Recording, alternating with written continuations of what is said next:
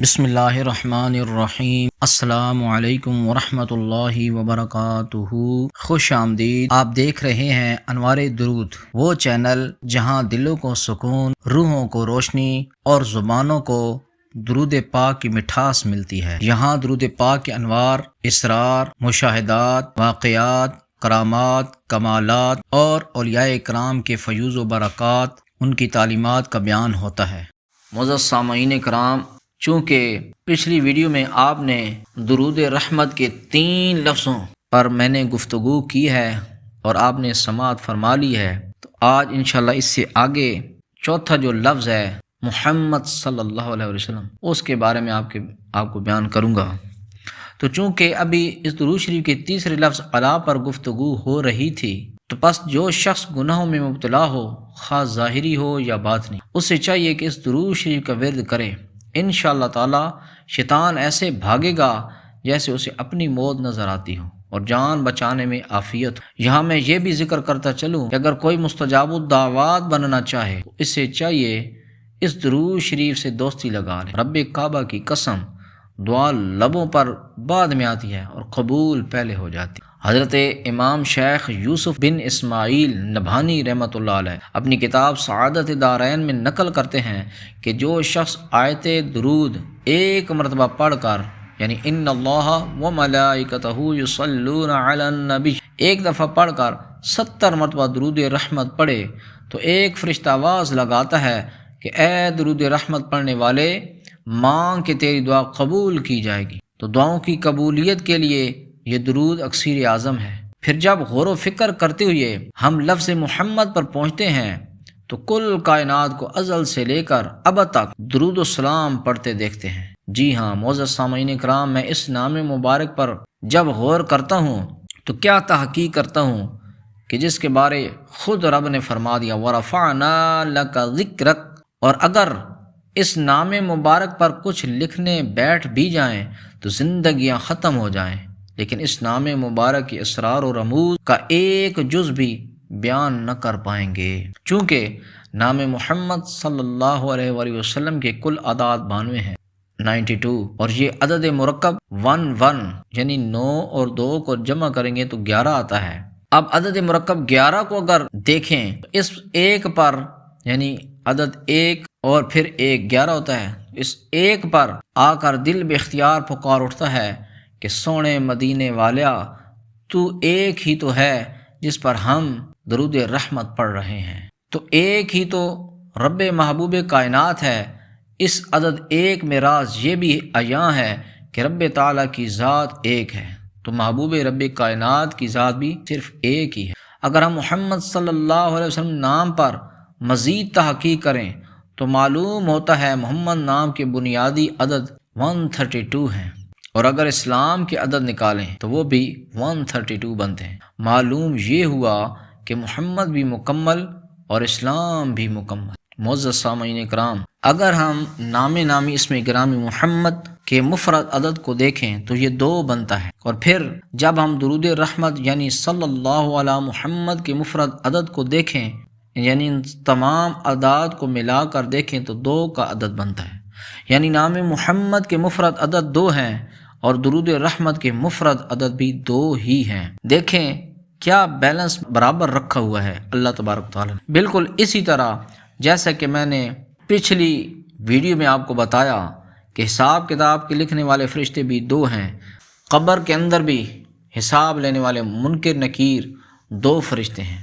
اس درود کے ہر حرف میں بیلنس رکھا گیا ہے، ہر طرح سے اسے کامل اور اکمل بنایا گیا ہے۔ معزز سامعین اکرام، آگے بڑھتے ہیں، نام محمد صلی اللہ علیہ وسلم کی مزید برکات لیتے ہیں۔ محمد لفظ مادہ حمد سے مشتق ہے۔ حمد کے معنی ہے تعریف کرنے اور ثنا کرنے کے بیان میں ہے۔ آسمانوں پر نبی اکرم صلی اللہ علیہ وسلم کا نام احمد ہے اور زمین پر نبی کریم صلی اللہ علیہ وآلہ وسلم کا نام محمد ہے۔ آسمان کا مفرد عدد 8 ہے اور احمد کا مفرد عدد بھی 8 ہی ہے۔ اسی طرح زمین کا مفرد عدد بھی 8 ہی ہے۔ اب ذرا دل تھام کے غور کریں کہ آسمان و زمین کے بعد آتا ہے مقام محمود۔ قربان جاؤں رب کریم کی کتنا بیلنس رکھا ہوا ہے، کتنا مکمل حساب ہے کہ محمود کے مفرد عدد بھی 8 ہی ہیں، یعنی مقام محمود کے عدد بھی 8 ہی ہیں۔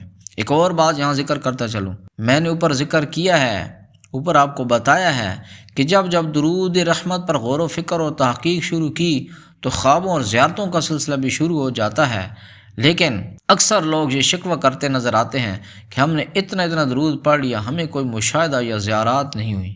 ایسا کیوں ہے؟ یاد رکھیے کہ جب تک یہ چیزیں مکمل طور پر آپ کو حاصل نہیں ہوں گی، آپ نبی کریم صلی اللہ علیہ وسلم کی روحانی توجہات حاصل نہیں کر سکتے۔ وہ چیزیں کیا ہیں؟ عقل، سوچ، فکر، قول اور فعل، یعنی حواس خمسہ۔ جب یہ ساری چیزیں مل کر یکجا ہو جائیں تو دربار نبوی صلی اللہ علیہ وآلہ وسلم تک رسائی ممکن ہو جاتی ہے۔ تو یہ بھی نبی کریم علیہ السلام کی عطا ہے کہ ان تمام چیزوں کے بغیر بھی جب چاہیں، جہاں چاہیں، جس کو چاہیں اپنے دیدار سے مشرف فرما کر اس پر روحانی توجہ ڈال دیں۔ شاید یہ والی بات آپ کو صحیح طرح سے سمجھ نہیں آئی ہوگی، میں آسان طریقے سے سمجھانے کی کوشش کرتا ہوں۔ درود شریف پڑھنے والے 3 طرح کے لوگ ہوتے ہیں، خواہ وہ کوئی سا بھی درود شریف پڑھتے ہوں۔ وہ نمبر 1 وہ جو درود شریف کو صرف زبان کی نوک پر رکھتے ہیں، نمبر 2 وہ جو صرف اسے حلق تک اتارتے ہیں، اور نمبر 3 وہ جو اسے روح کی گہرائیوں میں اتار لیتے ہیں۔ زبان کی نوک پر رکھنے والے وہ لوگ ہوتے ہیں جو محض مشاہدات و فضائل سن کر اپنے مسئلوں کے حل کے لیے پڑھنا شروع کر دیتے ہیں، اور حلق تک اتارنے والے وہ لوگ جو بے دہانی میں چلتے پھرتے یا بغیر وضو پڑھتے ہیں۔ روح میں اتارنے والے وہ لوگ جن کے تصور میں صرف مدینہ اور صاحب مدینہ ہوتا ہے، اور وہ درود شریف میں اتنے مستغرق ہوتے ہیں کہ انہیں درود شریف کے علاوہ کچھ اور نظر ہی نہیں آتا۔ پھر جب کچھ اور نظر ہی نہیں آتا تب نبی اکرم صلی اللہ علیہ وسلم جلوہ افروز ہوتے ہیں۔ ان میں کچھ کو ان کی روحانیت کے مطابق حالت خواب میں تربیت دی جاتی ہے، اور کچھ اس مقام تک بھی پہنچ جاتے ہیں کہ جن کو حالت خواب اور حالت بیداری دونوں میں رخ انور کی زیارات کا موقع میسر رہتا ہے، اور حکم و ہدایات ایسے دی جاتی ہیں جیسے آپ اور میں آمنے سامنے بیٹھ کر گفتگو کرتے ہیں۔ ایسے لوگ بہت کم ہوتے ہیں۔ جب انسان ہر شے سے نظر ہٹا کر اپنی محبت میں کامل ہو جاتا ہے تب وہ حضوری کہلاتا ہے یا حضوری کی کیفیت حاصل کر لیتا ہے۔ اس لیے معزز سامعین کرام، جب آپ عقل، سوچ، فکر اور حواس خمسہ کے ساتھ مقام محبت تک پہنچ جاؤ گے تو پھر یہ خواب واردات عام ہو جاتا۔ سادہ سے لفظوں میں یوں سمجھ لیں، اس میں گم ہونا پڑے گا، تب جا کر وہ کچھ آپ پر کھلے گا جو عام لوگوں سے تا قیامت مخفی رہے گا۔